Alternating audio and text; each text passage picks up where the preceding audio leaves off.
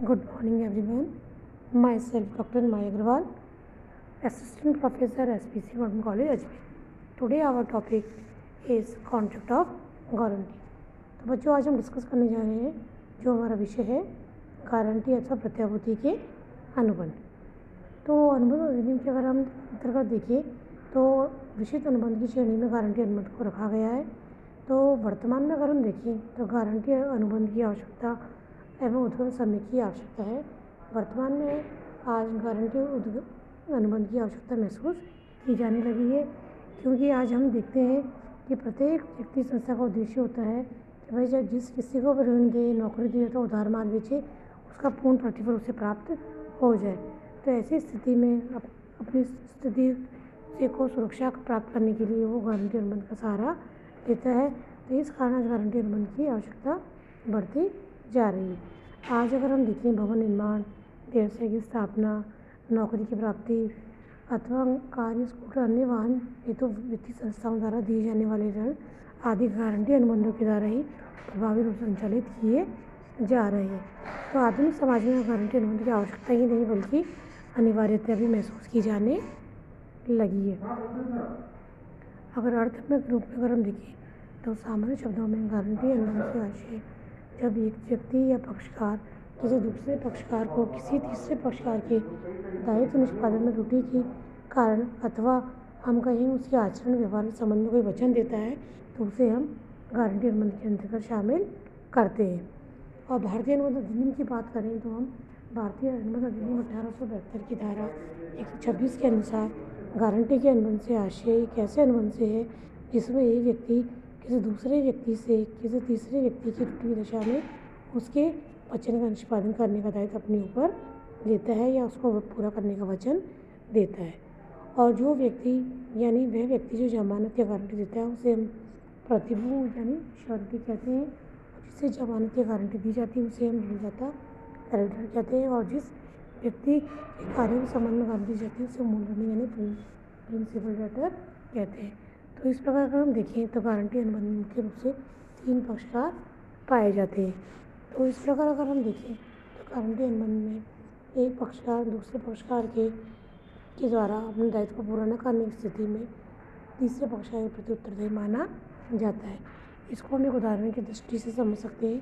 Suppose करिए राम ने श्याम से 5000 रुपये का ऋण मांगा, उधार मांगा, लेकिन श्याम ने मना कर दिया। तो ऐसी स्थिति में तृतीय पक्षकार मोहन अगर इस बात की गारंटी लेता है कि उसके द्वारा जो ऋण दिया अगर वो नहीं चुकाता है तो मोहन द्वारा चुकाया जाएगा।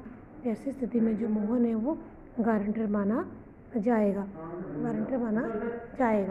तो ऐसी स्थिति में जो व्यक्ति ने उसको गारंटी दी है तो वो गारंटी अनुबंध माना जाएगा। इस तरह से अगर हम देखें तो गारंटी अनुबंध सामान्य अनुबंध से बिल्कुल भिन्न प्रकृति का है। ये गारंटी अनुबंध में एक के बजाय 2 के बजाय 3 पक्षकार होते हैं, जबकि सामान्य अनुबंध में 2 ही पक्षकार पाए जाते हैं। तो इस प्रकार गारंटी अनुबंध के उद्देश्य की वजह हम बात करें तो गारंटी द्वारा अनुबंध किसी भी प्रकार के ऋण के लिए अगर एक व्यक्ति ऋण लेता है दूसरे व्यक्ति को चुकाने में सक्षम नहीं है तो जिस व्यक्ति ने उसकी गारंटी दी है उसके द्वारा ऋण चुकाया जाएगा और उत्तरदायी माना जाएगा। इसी तरह माल और आपने उधार खरीदा है तो उधार माल खरीदने पर अगर आप उसका मूल्य नहीं चुकाते हो तो उसके संबंध में उसके दायित्व माना जाएगा। तो इस प्रकार गारंटी अनुबंध में कम से कम अगर हम देखें तो 3 पक्षकार होने चाहिए, जिसमें ये व्यक्ति जो गारंटी देता है उसे प्रतिभू कहते हैं और जिसके लिए वो गारंटी देता है उसे मूल ऋणी और जिससे गारंटी दी जाती है उसे हम क्रेडिटर या ऋणदाता कहते हैं। इसी प्रकार गारंटी अनुबंध अगर हम देखें तो मुख्य रूप से 3 अनुबंध होते हैं।